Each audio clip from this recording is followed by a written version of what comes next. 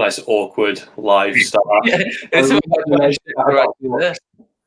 it's like, oh, we'll go live, and then everyone's just like, whoa, what did you say? Right, there we go. We are live now. So welcome to Beernomicon Live. I'm Ross. This is Tom. We do the podcast together, and today we've got Adam from Against The Grain Brewery. How's it going, Adam? Greetings, hail and well met, human people. How's it going? I know it's like midday in Louisville right now, Yeah, so it is. water and coffee. But it's midday, but midday on a Saturday. So my kids have miraculously let me rest in a bit, so I'm taking it as slowly as I possibly can today. Had a bit of coffee, and it'll catch up soon, sometime midstream. So what are we drinking, Tom? We're fortunate. I'm on lager now. Northern Monks, Great Northern Lager. Yeah, I'd like to say it's my first beer of the day. We're at 5 o'clock, so we're not too bad. We can have a few. Oh yeah, no, I drink at 4 p.m. on the internet every day, so I totally get it. Well, I'm on some Pomona Island, but sitting on patrol. So basically, I want to talk to you, Adam. I kind of talked to you a little bit when we did the Cloudwater barley wine thing a few weeks ago. Yeah. And it's kind of nice to see kind of, obviously brewers are trying to change up what they're doing at the moment and having to adapt to a situation we're all going through. And one of the things you're doing is daily live streams. Can you tell us about that and how that's going? Yeah, so it started off, one of the first couple of days of the shutdown, I find myself, the whole pub is empty, and we've emptied everything out and pushed all the tables and chairs to the side. But I'm still in there working, getting things done, trying to coordinate a variety of things. And towards the end of the day, I found myself just sitting alone at the bar with a pint, and thought, this isn't quite the same. I'm not experiencing what I normally experience towards the end of my day. So how can I get more people in here safely? I'm not allowed to open my doors, but I've got this cool thing that does the internet. So I decided to jump on my Facebook feed and just kind of like started chatting with some friends. And one of my social media people walked by and was like, hey, you ought to keep doing that. So I did it for 2 or 3 more days. And then she was like, we have a much bigger audience on our Instagram feed than on your personal Facebook feed. So if you want this to like mean something, though, like get on there and do it. So she showed me the password, and I'm some Cro-Magnon trying to figure out how to hit the buttons. I don't know shit about Instagram. So she got me on there, and now every day but Sunday, I log on at 4 p.m. Eastern time. And it's called Pandemic Pints with Adam. And the intent is basically just to recapture a little bit of that feeling of just hanging out and shooting the shit and having a beer. So I don't really necessarily cover any particular topics. It's just whatever I'd be chatting about if I were sitting at the bar. So sometimes it's beer. Sometimes it's the weather or economics. And sometimes it's D&D or comic books or movies or something. That's one of the things like me and Ross have been kind of addressing and talking more either personally or with other people. It's just like stuff to pass the time with, like what you're doing now. You can't go out as much, and it's just like it's strange. It's nice to be able to obviously share other interests, and beer seems to kind of go well with all of them. Sure, yeah, I agree. You need to get some normality as well, don't you? Like sometimes you just want to talk about the weather for 20 minutes. And it's quite nice. A little bit of time every day, feeling like I'm still doing something that's productive and positive for the company, but is more meant to like nourish the heart and just kind of make you feel good and feel normal than it is trying to like, find a place I can improve my margins a hair. So, you don't want to always have to do that. Sometimes it's nice to just be a human. Yes. So we've got questions on the side people can ask. There's a little bar on the YouTube live. So if you want to ask Adam some questions, comment on there and I'll get him shot over to him. So I think Against The Grain obviously is a name very well known with drinkers in the UK. Could you just give us a little history about the brewery? Yeah, sure. So it was founded by four folks, myself and 3 others. And we all worked together at another brew pub before we did this. And at some point, I think by the time we opened, we were the 7th brewery in Kentucky. Now we have somewhere around 90. Well, pre-coronavirus, we had somewhere around 90. Who knows where we are now? Yeah. But so we've had a rather large swing up in that time. And I think when we opened, we just, every bar and every pub that we walked into had the, X City Brewing Company, pale ale, stout, wheat beer. Like those were the beers they made. And we just wanted to be a little more colorful and a little more interesting. We had a little bit different ideas about how to do things. And we didn't want to get bored drinking beers or making beers. So we kind of decided to branch out on our own and make the beer company that we actually wanted to work for. And that was the beginning of it. Nice. I mean, we've been very lucky here in the UK because a lot of your beers have made it over for a while now. Yeah. Like, I remember the first time having Bo and Luke was like 6 years ago now. Yeah, I brought that to Indie Man Beer Con the first time I went over there for work. I've been to the UK a good number of times, but the first time I went over for beer, I remember two of the beers that I brought to Indie Man Beer Con were Citra Ass Down and Bo and Luke. Nice. And both of them, every single person that walked up was like, Jesus Christ, this beer is way too huge. Nobody could possibly drink a 7.5% IPA. That's insane. But like things have clearly progressed there over the last 5 or 6 years. Oh, definitely. Which is delightful to see, by the way. That's it. Bo and Luke's always been one of those awesome beers where there's been so many nice variations of it. So it's never, like, obviously you like to have your kind of go-to beers where you know you're going to kind of get that same consistency. But sure, Bo and Luke, you've always have that excitement, like depending on how you barrel aged it. Yeah, so it's a big and complex enough beer that flavors can change subtly from year to year based on the ingredients that we get, whether it's the malts or the barrel itself. So it's not the kind of thing that we produce consistently. So you can always go out and find Bo and Luke. We make it literally once, occasionally twice a year. All right. And we try and do a handful of those variants to kind of spice it up and give ourselves a chance to be a little bit more creative and try out some fun things. And we usually have a big release party for it anyway. So it's nice to be able to sell a couple different variants of it so people can kind of really explore around the corners of the flavors and see what is possible with beer.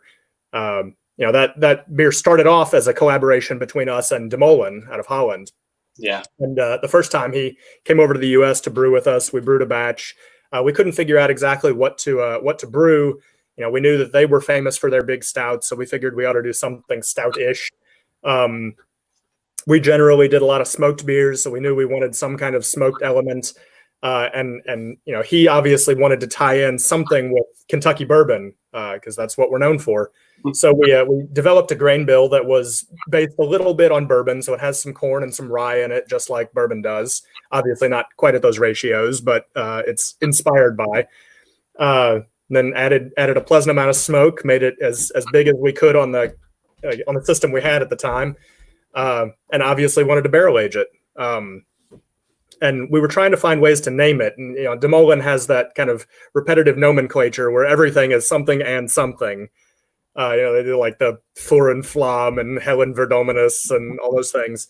So we were like, how do we make this stupid? Because that's what we do with most of the things we do. Like take something sacred and how do we just turn it into a dick or fart joke? So we were like, okay, what's distinctly American that we grew up loving? Shitty TV, I think. So we were trying to find like weird TV character pairings that we could name it, but it had to be a duo, so it could be something and something. And for a long time, the working title of that beer, I don't know if you all had Perfect Strangers in the UK. For a long time, that beer was Larry and Balky, which would have been an absolutely god-awful name. So I'm glad that towards the last minute, we kind of steered towards the Dukes of Hazzard and renamed it Bo and Luke. It's funny, I didn't know that Bo and Luke had originally started out as a collab with De Molen. And then as soon as you say that, the whole name makes so much sense. Yeah. And even the labeling, like the font that we use is the font. Yeah, same and everything. Yeah. I think Cloudwater have got some for sale as well. So if you're in the UK and you want to try Bo and Luke, I think Cloudwater have got a few bottles of it at the moment. Absolutely. Yeah. Or even just to stick in your cupboard and sit on it for a while. Yeah. Yeah, it's absolutely delightful fresh, but it's also the sort of beer that could stand up to a good deal of cellaring. So buy two, drink one now and drink one in 5 years, and then try and remember your thoughts. Speaking of like all the kind of variants that Bo and Luke's gone through, what would you say is your favorite that kind of stands out in your mind? Oh gosh. So every year we do 3 or 4 variants, and we try and kind of pack them around some sort of theme. So like this last year, the theme was spreads. So we had an orange marmalade, a grape jelly, a hazelnut cocoa because we can't call it Nutella, and a peanut butter.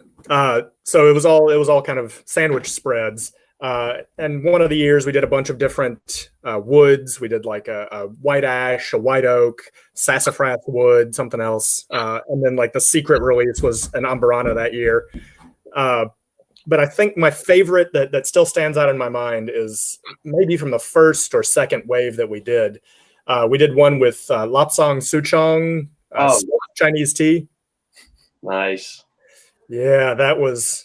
If we ever do like a greatest hits year, I that's absolutely my vote to bring back.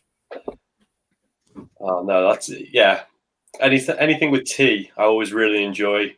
Yeah, it's I don't know why it's not done more often. I mean, you look at Marble with the Earl Grey IPA.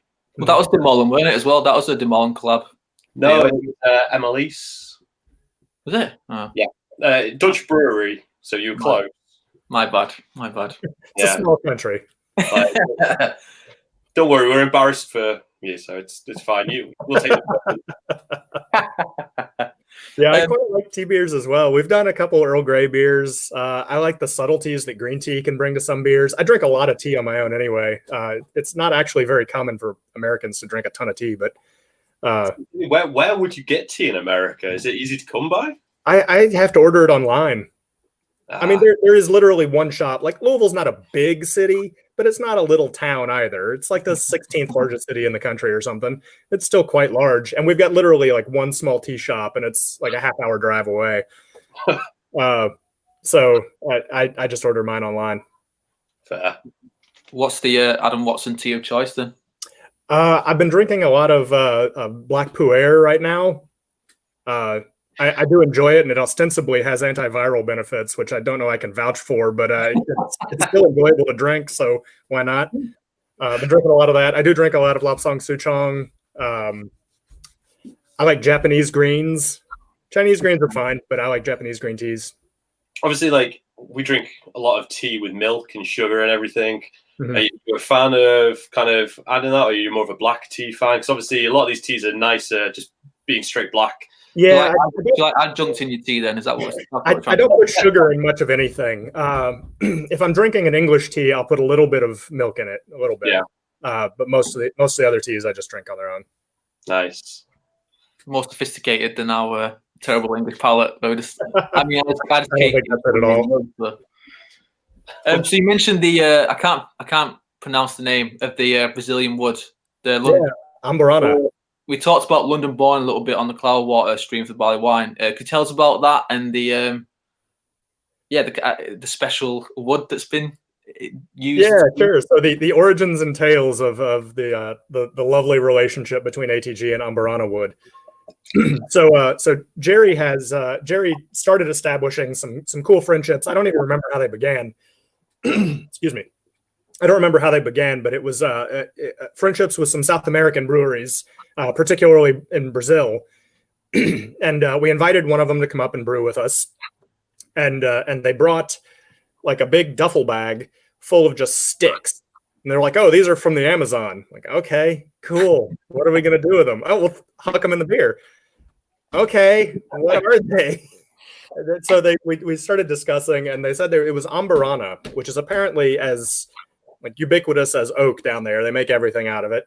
But it's really hard to find up in the US for some reason. So we thought, okay, this is interesting.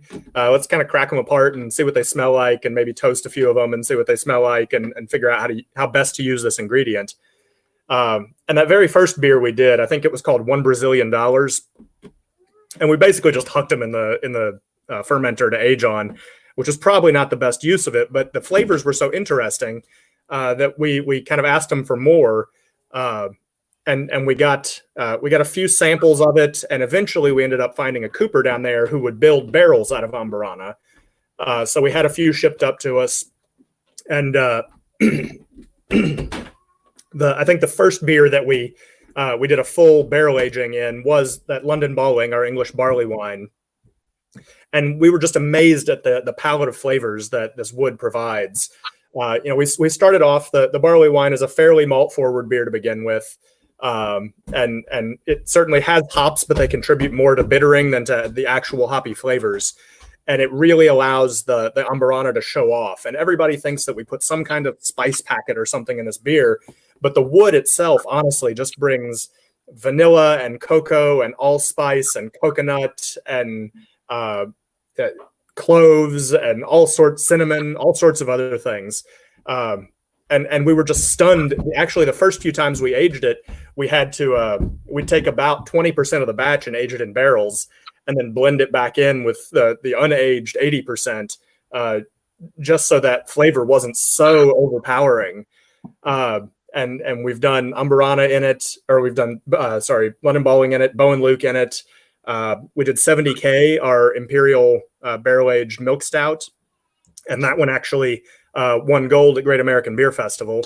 It was the first time we had entered a beer at GABF, and that's a fairly competitive category, and brought back a gold medal on that one. So we were really proud of that. What year was that? That was, I want to say 2018. Nice. I could be off by a year, but I think it was 2018. It's a category. Yeah, it's a very competitive category. So we were really proud to pull down a medal for that, and gold no less. So that was really cool. And since then, we've tried a few other beers in it, and some have been hits and some have been misses. But I'm stunned at how long that barrel continues to put off flavors. We do obviously a lot of bourbon barrel aging, and I find that often when we get fresh barrels, the first aging is very strongly bourbon flavored. The second aging is much more strongly oak flavored. And by the third aging, you've eliminated most of the bourbon and most of those oak flavor compounds like cis-lactone and vanillin that contribute that oak flavor. And you end up with kind of a little bit more of a generic barrel character that is really more due to oxidation than the barrel itself. But we're on like 6 agings in these Burana barrels, and they're still just pumping out flavor. Honestly, when they're done, we're going to knock the rings off and just shave about a 1/4 inch off the staves and put it all back together. So we've got a big barrel warehouse with hundreds of bourbon barrels in it. And so the place often smells pretty strongly of a kind of a pleasant bourbon undertone. But if you walk back to the back corner where we keep the Burana barrels and just gently scratch the barrel head with your fingernail, the whole place just blossoms in this like potpourri of flavors. It's really amazing how potent that wood is. See, I remember you talking about this on your pandemic pints, and it started raising a few questions for me. So, like you say, you've got a really good barrel aging facility at your brewery. Does this mean you have cooperage, coopers on site, or is it more kind of let's just get our hands dirty and do it ourselves? Yeah. So we don't have any coopers on site. I guess being a Kentucky brewery, every brewer has just a tiny amateur cooper. We all know how to do just a little bit of barrel repair and a little bit of maintenance. We couldn't build it out of a fresh oak log or anything, but if you give us a barrel that's got little leaks, we know how to plug them up and repair them and tighten things down. And honestly, the access to fresh barrels is not as good as it was a few years ago, but it's still better in Kentucky than anywhere else. We once were going to pick up barrels from a distillery that I'll leave unnamed for their protection. But we basically just rented out a box truck and drove it over there, and we had scheduled the day, and they said, okay, this is the day we're going to dump. And the reason that we like to get barrels from them is they don't steam the barrels. They literally just turn them over, give them a shake, and then put them on the truck. Whereas a lot of other places will actually steam the barrels and then collect that condensate to use as cut water to kind of lengthen the amount of bourbon that they get. Yeah. But once they do that, there's not as much bourbon in the barrel, obviously. So we like to pick the ones that are generous and leave a bit soaked in the wood. So we pull up that day, come to the dock, and the guy that is standing at the dock is looking all downtrodden. We're like, "Hey, dude, what's up? Are the barrels ready?" And he goes, "Dude, our extractor has something wrong with it today." I was like, "Your extractor has something wrong with it?" And he's like, "Yeah, man. Like, we still got all these barrels, but they've got like 3 or 4 gallons of bourbon in them. Is that all right?" Put them on the truck. Put them on the truck. We'll fix it. So we put all those on the truck, and we largely just like tilted them into big plastic buckets, and then just put all that into an extra like a busted old fermenter we had sitting around that didn't seal anymore. So I was like, "Yeah, let's just huck it in there," and we've got brown party liquor at the brewery for a little while. But oh, sorry, go on. It was still barrel strength too. Like, it wasn't cut down. So we spilled a little bit on the floor, and you could light it on fire on the concrete. What you're looking at towards like 60%, 70%. Oh yeah, it was high. Yeah, we had to cut it down to make it actually drinkable. I took one sip of it straight cask strength, and just the vapors coming off of the shot before it gets to your mouth like set your lungs on fire. It was nuts. Have you seen Kentucky like kind of change then? Like, you mentioned like the amount of breweries that have grown there since you opened. Have you seen the scene change a lot over there then, and how it's grown over the years? Yeah, absolutely. So I think one of the things that's really important in a healthy beer culture is that it has 3 steps that are all equally developed, and that has to be producers, retailers, and consumers. And they all have to be on the same level or close to the same level in order to have a successful beer culture. There's breweries that have stories of opening up and being just way ahead of their time, and nobody was ready to drink those beers yet. And they failed. But now people are interested in those kinds of beers. And even if you have great breweries and great retailers, and this may not be quite the same, great breweries and great drinkers, and this may not be the same over there where breweries have much more latitude to directly sell. But if you don't have the retailers in the middle to actually curate and select and market the beers, then you're not going to be able to make that connection between producers and consumers. Yeah, I mean, this is one of the things that I think we're facing with the whole shutdown is your small independent companies that you normally work with quite closely, breweries and everything. They're struggling because you don't have that footfall, you don't have that kind of face-to-face time. Yeah. And like you say, it's important. Absolutely, yeah. But to answer your question, yeah, Kentucky has developed very strongly in all 3 of those categories over the last, we opened in 2011, so we're coming up on 10 years, not too long. And as I said, we were the 7th brewery to open all across the state.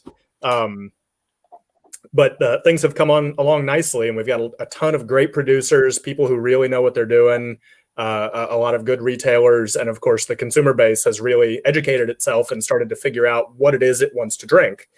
People know what they want to go consume, and they've got broad enough palates to try crazy new experimental stuff without just feeling like it's completely alien. Is there any beers that you said like you need the drinker to kind of be on the same level as the breweries and the retailers?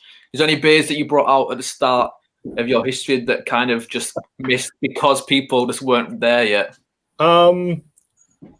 Yeah, I think we've always appealed to the more experimental subsection. So I think it's less that people weren't ready for any of the beers we've had, as we've had to be a little more selective about what subcategory of our drinkers we target our beers towards. The stranger they are, the more we have to clearly angle them towards the hardcore nerds. And if we're going to try and market something more broadly, if we're going to try and put it in a supermarket or something, then maybe let's tone down the Burana Cheese Whiz, Fuzzball aged, whatever. We did a beer with scorpions in it, and that is not something everybody wants. With scorpions? Yeah, scorpion peppers and scorpions. That was good. You're gonna have to explain that a little more, I think. I don't know what's confusing. It had scorpion peppers, and we put them in the beer. It was more of a gimmick. You couldn't really taste the scorpions. You could taste the peppers, though. I think aren't scorpions high in protein? Probably. I don't know. I don't think know, dirty fucker. the issues you might have had, like protein haze. That's all. It broke down by the time. Maybe we gave it a long enough rest. It was good. And we didn't add like, it wasn't 50% scorpion. Yeah, I mean, we had one beer that I think was definitely fairly early on. We started collaborating with a lot of chefs because we like people bringing in cultured, experienced culinary palates that sometimes focus on different categories than we do, or mostly focus on different categories than we do, because they know how flavors work and they know how ingredients work, but they sort of live in a different world. Making food is different than making beer. So it was cool to like bring them in and get their take on some sort of foodie kind of ingredients that they wanted to see in beers, and then work with them on how to make that happen. And we did a handful of great ones. We did Gal and Gal Action with galangal root and kaffir lime leaves. That was really cool. We did one that ended up being a little bit more of a flop. Maybe this is one that people weren't ready for, that we called Beernomicon, that used mirepoix, the traditional French trinity of vegetables, which was celery, onion, and carrot. We juiced all those and put them in. It tasted like a Thanksgiving dinner in a glass, which I think some people were just not ready for. Boozy Burger Bellend has asked, he visited the brewery and smokehouse in 2017 and loved Ramon and Rose's Big Banana. Yeah. It isn't as exotic as Scorpion, but what's the way you got the banana flavor in that or the beer? Just banana extract. We work with a really good fruit extract company that gets us high quality extracts, and we loved the flavors. The whole it's not an artificial flavor; it is actually natural flavoring. But right after we put it in towards the end of fermentation, so that the sugars would still get metabolized and there would still be a sterilization a little bit. But as the fermenter continued to blow off, the whole brewery just smelled like artificial banana candies for like weeks. But yeah, that was a fun beer to make. We had a Spanish distributor that was run by a couple, Ramon and Rosa, so we kind of brewed that for them, and that was a lot of fun. Nice. It was very banana-y. So obviously we can't really talk to you about discussing the current situation everywhere. And what's kind of been the changes you've had to bring in over the last few months with the COVID-19 and that, and what's the kind of changes that you've seen within the US, basically within drinking culture? Yeah, so I mean, I guess I'll start more specifically with us. Your all's perception of Against the Grain is the cans you see on the shelves. But a huge chunk of our operation are actually our retail spots. We've got 2 restaurants that we run quite a lot out of, and those were just overnight closed down, go from 100 to 0, and that happened right in the middle of March, when we're generally used to that kind of cycle up as things start happening. People come out of their houses. Our biggest location is downtown, built into a baseball stadium, and as the baseball season kicks off, and there's all kinds of concerts on the waterfront. We're like a quarter mile from the river. So there's all sorts of concerts and parties and festivals on the waterfront that usually bring people in. And we were expecting that big upswing, but instead it just went to 0. So we had huge retail problems, and had to kind of pivot towards, we were still allowed to do carry out food. So we had to figure out a way to retool our operations to do carry out food and to focus our beer sales on package. More broadly speaking, the same thing happened to everyone else. So nobody was buying keg anymore because there's no place to vend it. So instead we focused 100% of our production on can packaging, because you were still allowed to do off premise. People can still buy cans and take them home. And the grocery stores are still doing good business. But even that, our production capacity, or our production kind of it didn't zero out, but it definitely went down, as most of our customers were no longer picking up beer anymore. But the grocery stores are still doing it, so we're still getting in people's hands. And we definitely started focusing a lot more on things like this, things that are internet based. If I'm not allowed to show up and chat at your face and share a beer with you, I still want to be able to form some kind of connection, because in the end, we make a lot of beer, but what we really sell are stories and experiences. So the ability to make those connections and stories and experiences with people, I don't think we're very good at it yet, but we've had to explore new avenues and figure out ways to continue telling our story when we're not allowed to invite you into our home. Do you find that you've maybe had to focus on not as experimental beers? You're focusing much more on like your more core kind of based beer range for your pack. Obviously, people tend to have your more experimental beer in like a keg, because it's like, oh yeah, I can just have a little taste on that. Whereas they're a bit more timid from like buying a can or something. Yeah, well, it's kind of a two-pronged thing with that, and they seem a bit contradictory, but I think in the end they're not. So people are to some extent looking for kind of comfort and familiarity. So they are going for beers that they're accustomed to. They don't want to try something brand new if it's going to be such a hassle to go back out to the shop. They want to get something that they're going to take home, and they know this is the only time they're going to go shopping this week, and they know that they're going to get this home and they're going to enjoy it. So we have been focusing on core range a little bit in those terms, trying to focus more on kind of sessionable things. We know people are drinking larger volumes of liquid, but that sometimes means, if I can sell somebody 4 cans of a sessionable beer versus 1 can of an IPA, I'd rather do the 4 cans. So we've been focusing on the core range a little bit in terms of that, but we've also found that we are packaging small limited runs of brand new releases, partly to get rid of beer that we brewed and had slated for release before this all happened and now have nowhere to put. So we started doing, we had planned on releasing them at the pub and doing just draft only, but we've got to put them somewhere now. So we started doing these limited releases that get rid of excess beer we had sitting around, that we are proud of and is still fresh and interesting. And also kind of gives people a reason to come and buy stuff from us by doing these sort of limited releases. So it's a way of kind of popping the market a little bit, and hopefully they'll also pick up something they're more comfortable with, pick up some core range stuff while they're there for it.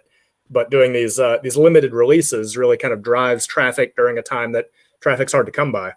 Yeah.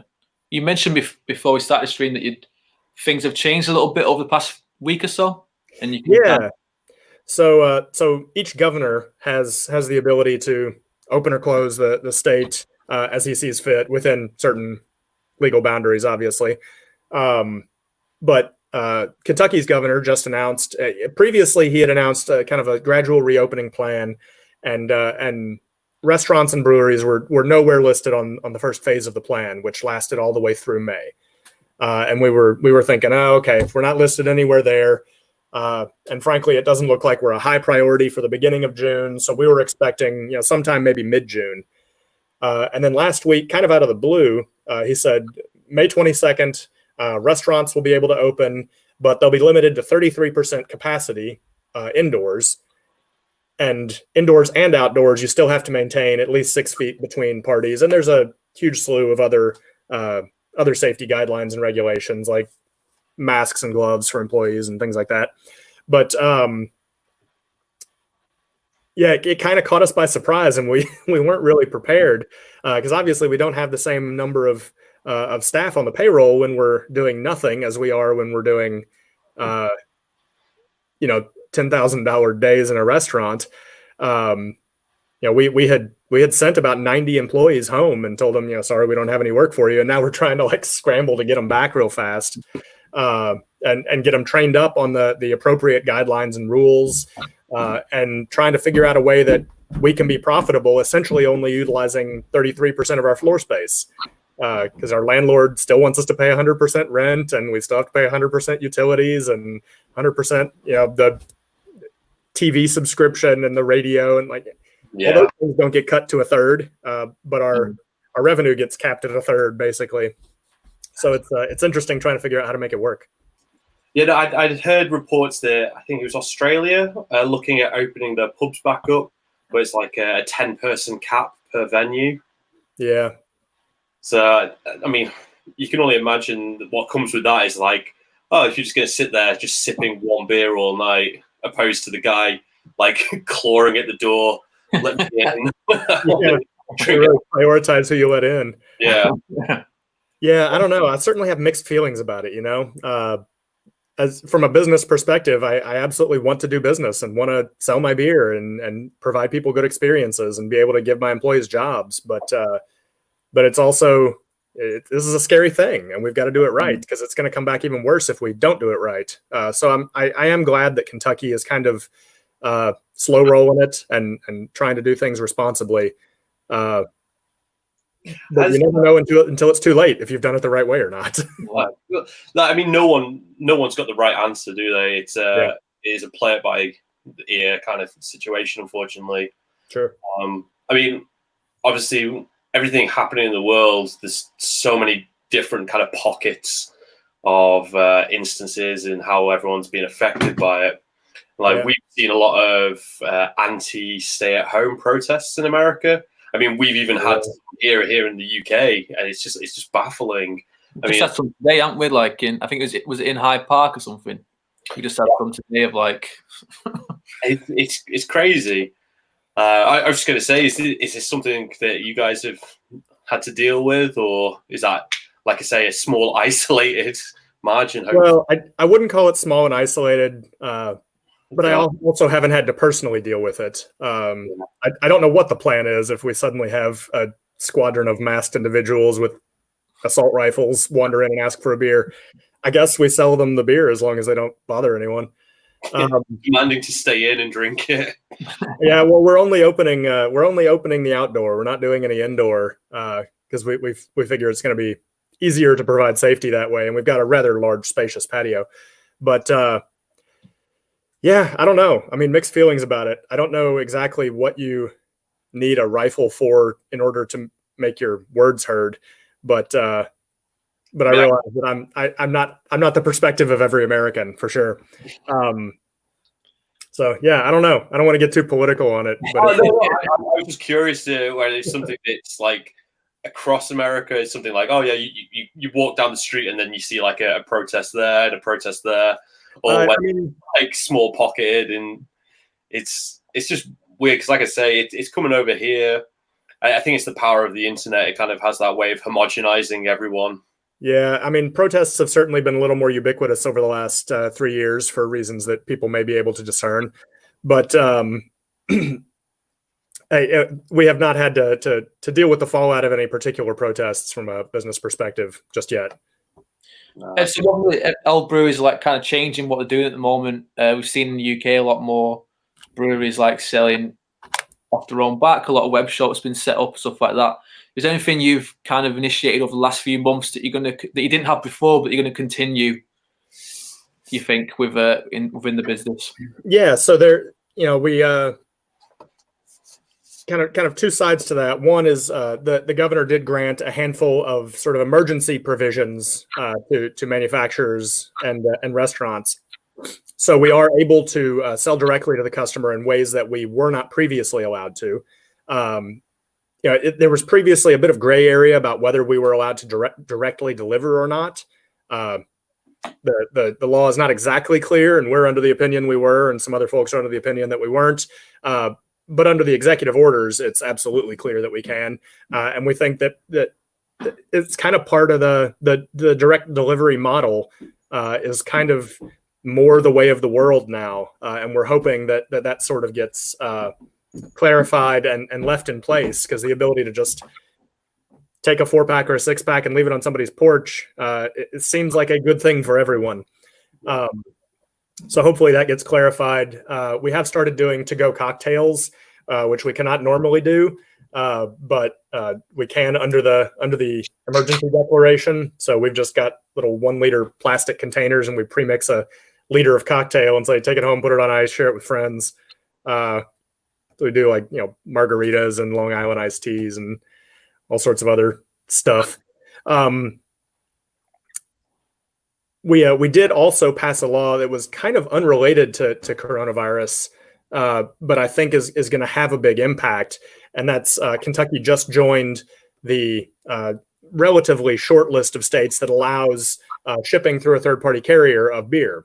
We previously weren't allowed to sell beer directly to a customer through a third-party carrier like FedEx or UPS or DHL or whatever. And starting in July, Kentucky breweries will be able to do that. We can send them in Kentucky, or we can send them to other states that also allow that sort of thing, which I said is a short list, maybe a dozen.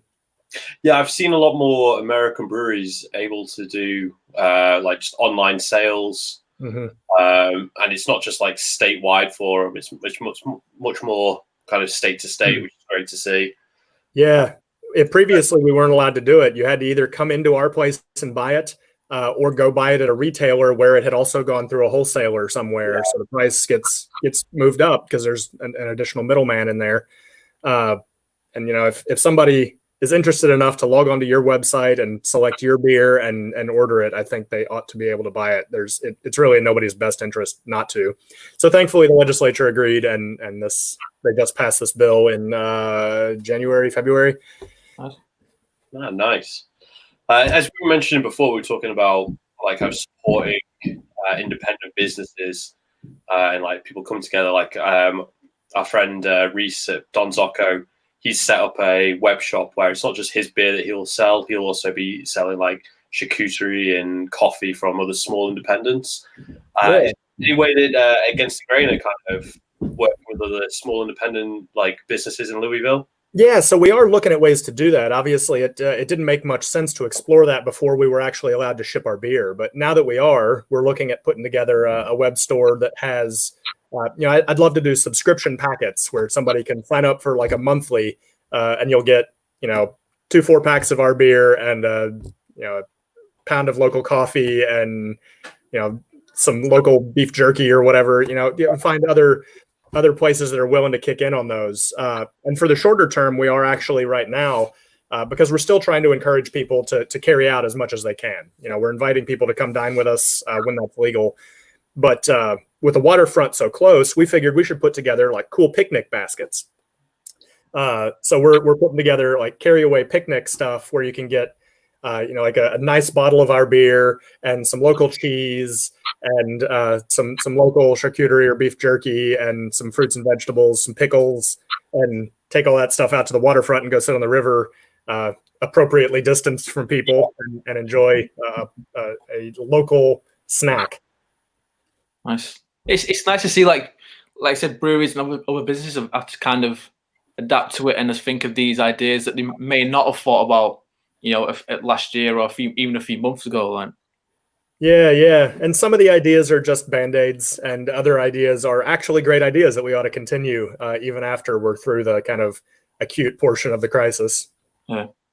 So I wanted to ask you about coming to the UK, because you've been over, it seems, a few times. I've seen collabs with Northern Monk and War and stuff like that.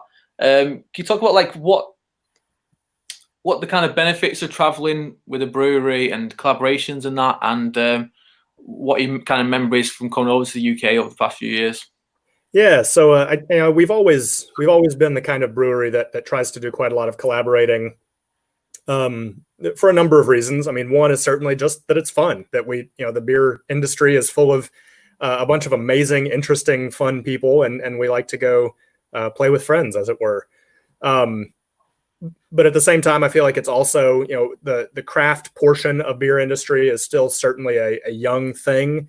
And it's good to be able to do that kind of continuing education and go experience other people's processes and ingredients and ideas and expand your own horizons and knowledge base. England became a great place to do that as your all's craft scene started to really accelerate and ramp up. And there started to be a lot more great breweries to go party with, essentially. So we definitely latched onto that. I've always had an affinity for the UK. I spent a semester studying at Reading when I was at uni. Have a lot of friends over there. like I said, 5 years ago was the first time we were invited, maybe 6 years ago. It's the first time we were invited over there for beer purposes. I went over for Beernomicon, and we did that for a few years. And I met so many interesting people over there.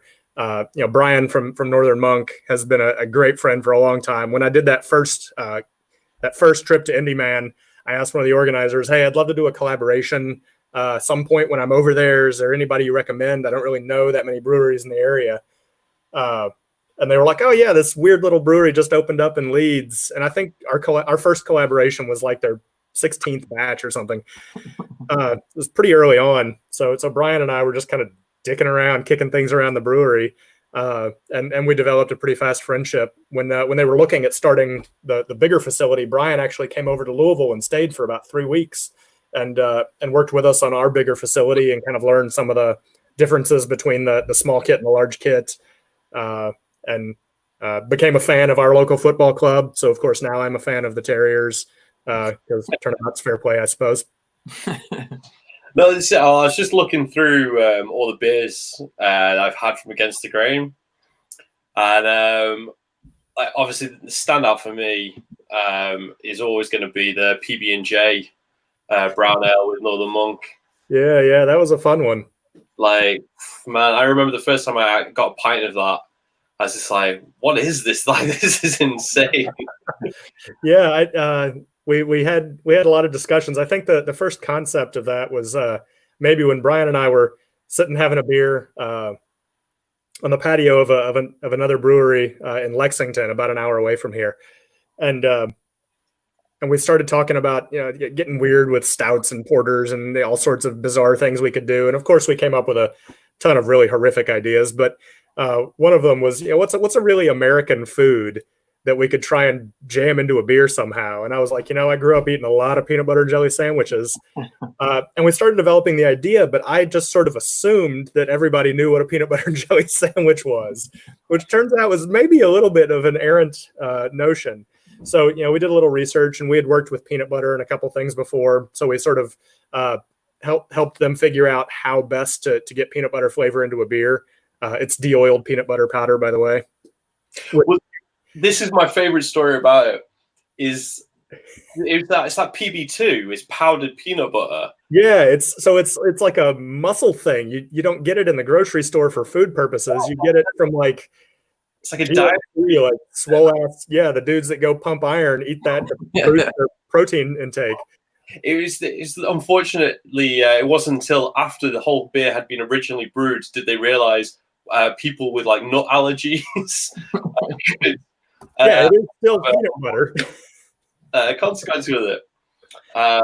So they had to quickly find a way to get that peanut butter flavor in without causing any knock-on effect to anyone. So so we did the de-oiled peanut butter powder, and then we had a relatively protracted argument about what the hell jelly was. And I was like, it's just grape jelly, man. You got to get Concord grape jelly. And they were like, no, we had a talk around here, and it's definitely raspberry. And I was like, no, it's grape jelly. So we had a long argument, and they had already purchased it, so of course they're right. So that's the flavor we went with, and I was so happy that most of these collaborations, when you do the collaboration, you show up and you do the brew day and you put it into the tank, and then you get on a plane and leave and never get to taste the actual beer.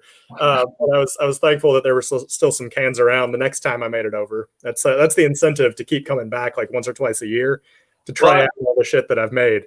I've got to go away for a second. I'll be back in a minute. Bye, Ross. Bye. We don't need him. It's fine. No, it's contributing nearly nothing, honestly. He's boring. No, because I remember when you came back, it was 2018, I think, and the PB&J had a rebrew, but then also had a barrel aged, like double PB&J. Yeah. Barrels. I think I managed to get a can to you. Yeah. It was I remember also that the first time, I did. That can was delightful. Thank you, by the way. Oh. But the first time I came back after brewing that, I went out for a bite to eat with some friends down to Bundabust in Manchester, and somebody just brought me a glass of something and was like, "Here, try this. What do you think?" And I was like, "Man, that's amazing. What is that?" And he was like, "That was a beer you made." That's so cool. Awesome. Thank you. Nice. It'd been terrible if you were like, ugh. What fucking garbage. Whoever did this should be shot. Yeah. So it's always nice to be able to come back. I was over there in February, so there's at least one brew over there sitting around that I've not had the chance to try. I was in London and brewed with Spatch and Hobday. Nice. I think it's going to be the first collaboration that they put in cans because they just started canning. Yeah. So keep an eye out for that. I hope it's good. I don't know yet. Unfortunately, this is one of the issues. Originally, as like the kind of UK brew scene got bigger and bigger, and like everyone started appreciating decent craft beer, it was quite easy to get hold of things from like great breweries across the country. Yeah. But as it's gotten bigger and the demand has increased, it's so hard to kind of get like stuff from the south up north and vice versa, like get the stuff down north. So like breweries like Amspach, how do you say it again? And Spatch and Hobday. There we go. I can barely read, so get logged on. Like their stuff's not getting out of London up to us anymore. Like I when I worked at Blackjack, we did like distro and stuff. We used to kind of distro a lot of their beers up here, but me personally, I hardly see their beers available up north as much. And I know it's like that for a lot of other breweries as well. They did just purchase a bigger space and some more fermenters, so hopefully their production will come up and they'll be able to get to some more places soon. Fingers crossed, because like a lot of their stuff's been really great and really exciting. Yeah, they've been a lot of fun to work with. We've collaborated with them a few times. They're cool cats down there.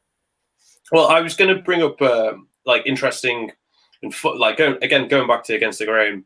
Back at Seshfest 2018, I think it was. Yep.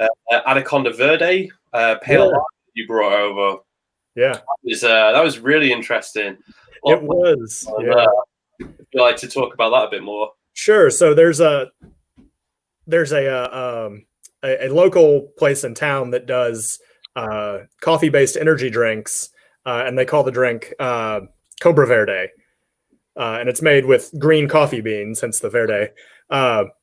But we a few people around the brewery started drinking an unhealthy amount of it, so we figured we may as well make a beer that's kind of a tribute to that. But what's better than a Cobra? A big ass anaconda.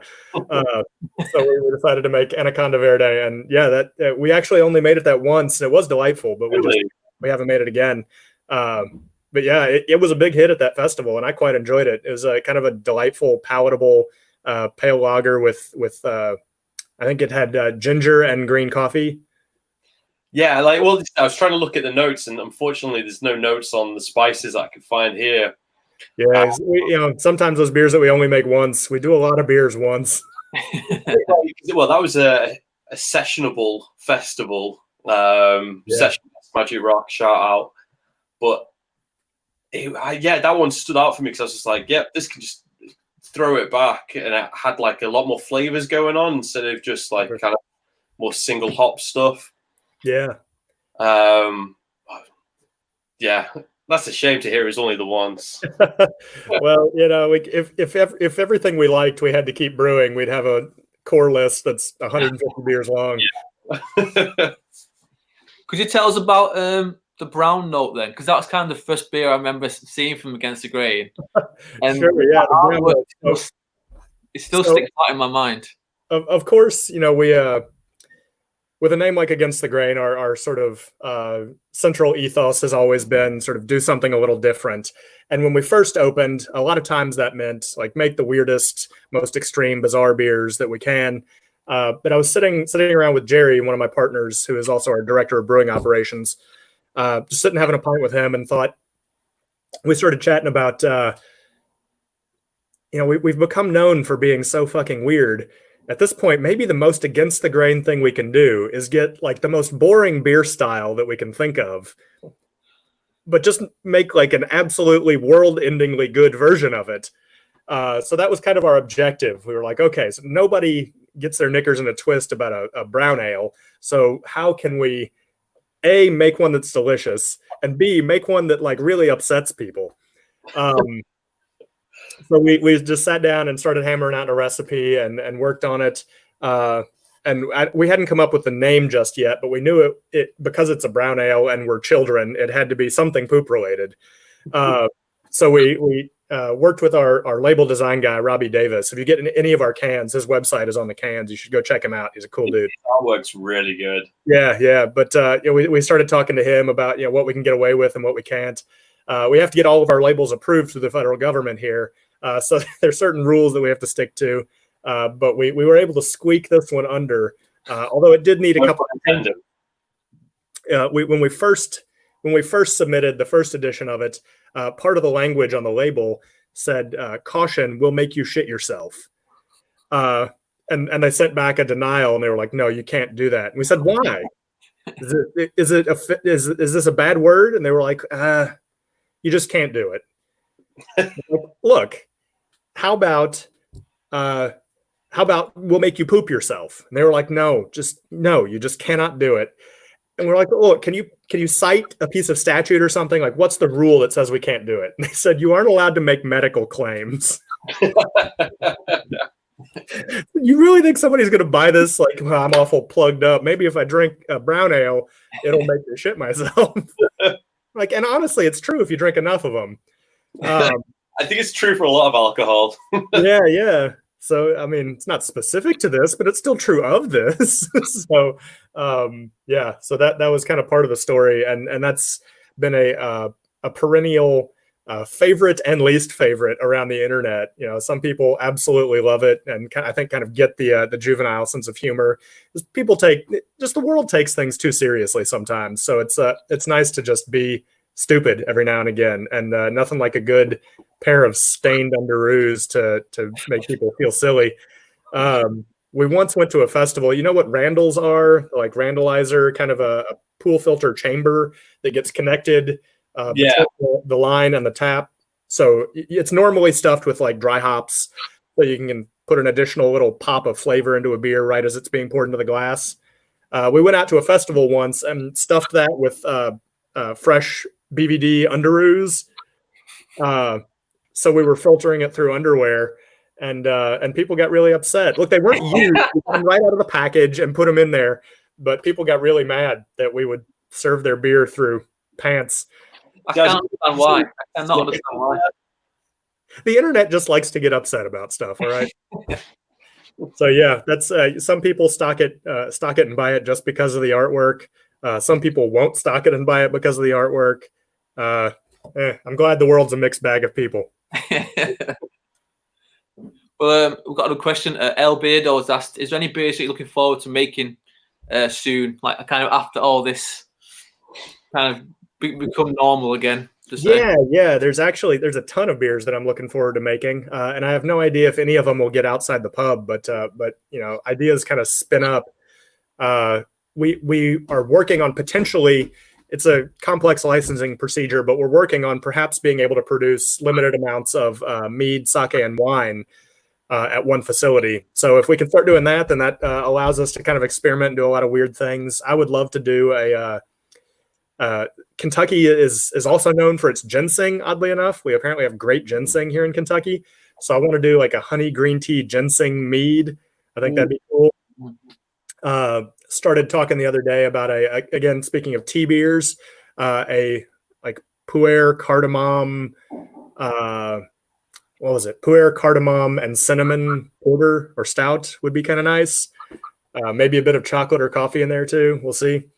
But those are some ideas that I've been kicking around. At this point, honestly, I just want to like cycle a system back up and make anything though. We recently started putting out a beer that we're calling Pool Boy, which is Kentucky's state fruit is the blackberry. So we got a bunch of blackberries, local blackberries, and added it to a really sessionable kind of pale, crispy lager. And we're calling it Pool Boy, kind of meant for summer drinking. It comes in at like less than 100 calories per 12-ounce serving.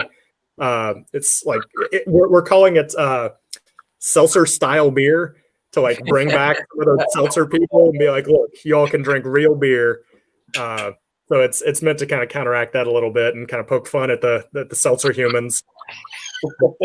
Yeah, it's a crisp, light, delightful. So we've already brewed it, but I'm absolutely looking forward to drinking more of that as the days progress. Like, With you, well, you said at the start of our internet chat, I suppose. I don't know what you'd call what we're doing right now, other than that. You're in your basement. Yeah. Now, if I had a basement, I'd be kind of brewing and such. Do you do much home brewing still, or? I do, yeah. I don't do it here in the basement, but one of my neighbors about 3 doors down, we've been brewing together actually since before I opened Against the Grain. Oh, nice. So there's a kit that we've both sort of been working on progressively over about the last 12 years or so that stays in the garage, and we tinker around with it there, and occasionally I'll do a recipe there that works its way up to the big thing. But nice. It's kind of nice to be able to brew without really without worrying about whether it's going to be a profitable beer, and really without having to pay too much attention to, am I going to be able to brew exactly this flavor again? Yeah. I love having a bucket of hops and be like, oh, it's time to add hops. Let's add that much. Like, how much was that? I don't know. It was about this much. You don't have to measure it out. You don't have to, if the timer goes off and you're still fucking around drinking a beer, you can just, I don't, whatever. We'll figure it out. As long as it's beer in the end, it's going to be fine. And I like being able to do the thing I love without the stress of having to do it, of the business of it having to make sense. Oh, definitely. But I take it then you've got some nice like kegerator setups and you can just sit out. Yeah. So I do have a kegerator over in the corner, but also the table that you're all sitting on right now is a custom-made Dungeons and Dragons table that has dice rails and book slots and like an LED screen sunk into the top. But the true crowning feature is that the center pedestal is also a kegerator. So every seat has a tap at it. Oh, mate, don't. Hold on. Yep.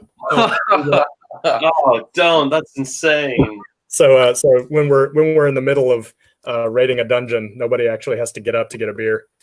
Well, then this instantly means next question is, are you DM? What do you play? What level? What class? So we shift around quite a lot. And we play different games. So when we run like old school World of Darkness, vampire, mage, werewolf, that kind of stuff, I usually run that. Usually other people run D&D. So we just recently finished running through Curse of Strahd, the like Ravenloft Gothic horror kind of one, and that was a lot of fun. The character I'm playing at the moment, I'm trying out it's still part of the Unearthed Arcana, the like unreleased, like playtest characters. So I'm playing an artificer. It's like a kind of a techno mage, sort of. A lot of fun. Nice. No, I feel like evil Tony Stark zooming around in my armor, blasting stuff. Well, this is it. Like, I think a lot of role playing and like tabletop games have become hugely important right now. Yeah, it's a chance to kind of continue being with one another, and we do all of ours on Roll20 online now. So yeah. Although I miss being able to sit with my buddies around the table and drink beer and throw dice at each other. Well, yeah, it looks like you got a pretty decent table for it. So we'll probably cut it short in about 5 minutes to let Adam get some more coffee and go about his day. So if anyone's got any more questions, please comment on the YouTube bar. You mentioned, Adam, you'll be your 10th anniversary soon. Have you got anything planned for the festivities? I'd hopefully be open. I think that's just where we're trying to go right now. If we can be open, then we'll be meeting expectations. Yeah, I'm sure we'll have some kind of party. 10th anniversary will be October 2021. So we've still got a little bit of time to plan, about a year and a half. So we haven't gotten into the details there, but we've got so many friends, it'd be a shame not to invite them in for kind of a week of festivities. I'm sure we'll line up some cool collaborations, hopefully have some great bands playing. We're tied into the music scene pretty well, so it'd be cool to have a ton of cool bands out and play. Oh yeah, which bands would you like? Which bands would I like, or which bands do I think are likely to show up? let's do both. Let's go with which would you like, and then which are most likely. So I tend to be a metalhead. So I'd love for Amon and Mark to come hang out because I've hung out with those dudes a bunch and they're super cool. But that's a bit of a pie in the sky reach in terms of more local bands that we've worked with. There's a cool like Weird Wild West metal band called Stagecoach Inferno. We brewed a beer with them called High Grains Drifter, and it was a beef jerky flavored beer. Super nice. It actually was quite pleasant, but yeah, I'd love for them to come play. We've actually got a ton of metalheads that work in our kitchen that play in a variety of bands. So there's a great band called Cryptic Hymn that I'd love to come play. But realistically, the people who actually do the on the ground organizing of these things in my company are not metalheads like I am. So we'll probably have bands like Wax Fang has played with us a few times. We'd love to have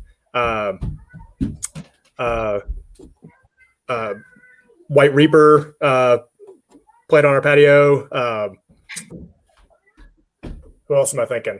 Oh, we did Watermelon Chicken and Grits with the cool cats from Atlantucky Brewing, which is actually just the brewing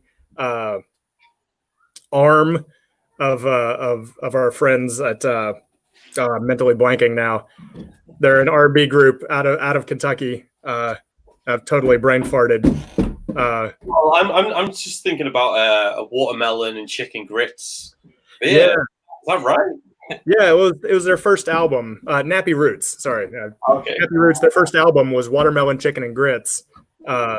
So we did a beer that has watermelon. It doesn't actually have chicken in it. We did chicken with a Q because of our Kentucky Fried Chicken. Yeah. Chicken with a Q is defined as anything that's not chicken, which is a pretty broad category. I was gonna say, bizarrely, both me and Ross don't eat meat. Yeah. Well, obviously we can appreciate the ideas and flavors that go into it. It's just so nice to know that it's veggie or vegan friendly. Yeah. We don't actually put meat in very many beers at all, other than the scorpion one. Insects is a strange one. Me personally, I think that sustainability, it makes so much more sense for the human race to be eating more insects. Sure. But at the same time, I'm aware that they've probably got feelings too, and I shouldn't really be chowing down on them. But yeah, I was full veggie for about 8 years, and then once we had our kids, we didn't exactly want to force the decisions for them necessarily. So we're kind of low meat right now, but tending back in that direction as they get older. Yeah, well, it's their choice, isn't it? Yeah, meat's scary these days anyway, right? Because all the plants have crazy infections going on. Yeah, everything's bad essentially. Yeah. We'll end on that note then anyway. So thanks to Adam for chatting to us. You can go to, I think, again, if you're in the UK, I'm sure Against the Grain is a lot of places. The places that I know of is Cloudwater Web Shop's got the Bone Luke that we talked about. It's got London Bowling we talked about. It's got Brown we talked about. You can go and buy them on the Cloudwater Web Shop. Shout out to Cloudwater for helping other small breweries as well and supplying their beers nationwide. Yeah, wonderful people, one and all over there. I love Paul and his crew at Cloudwater. They've been great to us from day one, and they're good friends. Yeah, definitely. Yeah, so thanks for chatting to us, Adam. I hope you haven't taken up too much of your time on a Saturday. Yeah, no, not at all. My pleasure. Thanks for having me on. So again, thank you for watching, and we'll leave it there. Thanks again. Cheers. Be well. Stay human.